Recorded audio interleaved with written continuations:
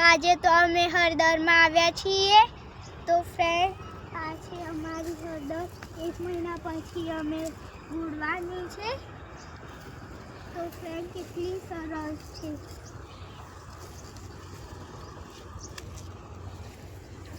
Friend આ બી જુઓ કેટલી સરસ સરસ થઈ ગઈ, ઊંચી અને બહુ સરસ છે।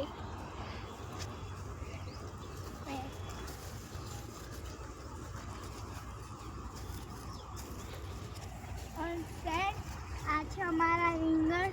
તો ફ્રેન્ડ કેટલા સરસ છે। અને ફ્રેન્ડ આ થોડા ઘણા બાવા બી થઈ ગયા।